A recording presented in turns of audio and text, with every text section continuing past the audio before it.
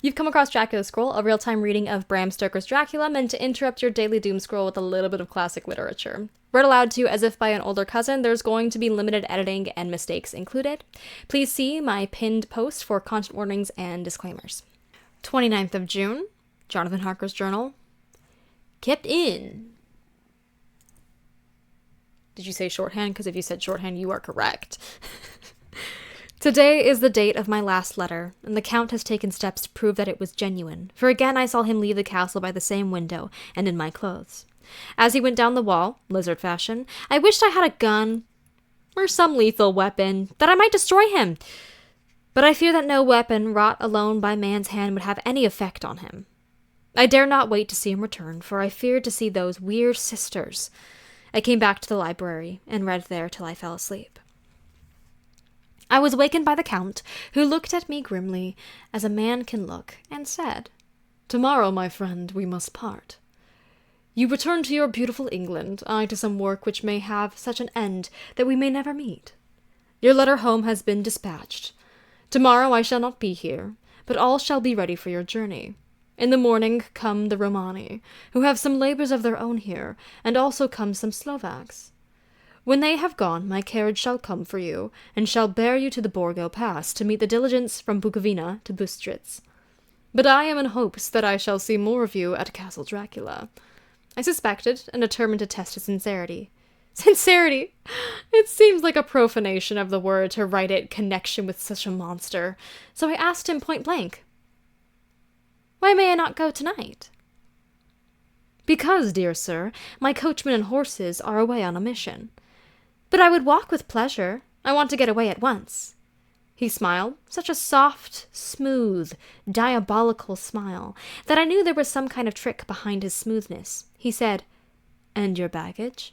"I do not care about it. I can send for it some other time." The Count stood up and said, with a sweet courtesy which made me rub my eyes, it seemed so real, "You English have a saying which is close to my heart, for its spirit is that which rules our boyars. Welcome the coming, speed the parting guest. Come with me, my dear young friend. Not an hour shall you wait in my house against your will." He's already waited plenty of hours against his will, but sure. "Though sad am I at your going, and that you so suddenly desire it, come." With a stately gravity, he, with the lamp, preceded me down the stairs and along the hall. Suddenly he stopped. "Hark!" Close at hand came the howling of many wolves. It was almost as if the sound sprang up at the rising of his hand, just as the music of the great orchestra seems to leap under the baton of the conductor. After a pause of a moment, he proceeded in his stately way to the door, drew back the ponderous bolts, unhooked the heavy chains, and began to draw it open. To my intense astonishment, I saw that it was unlocked. Suspiciously, I looked all around, but could see no key of any kind. As the door began to open, the howling of the wolves without grew louder and angrier. Their red jaws, with champing teeth, and their blunt-clawed feet as they leaped, came in through the opening door. I knew that to struggle at the moment against the Count was useless. With such allies as these at his command, I could do nothing.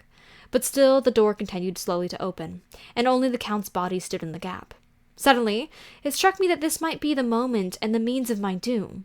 I was to be given to the wolves, and at my own instigation. There was a diabolical wickedness in the idea great enough for the Count, and at last chance I cried out, "Shut the door, I shall wait till morning!" and covered my face with my hands to hide my tears of bitter disappointment.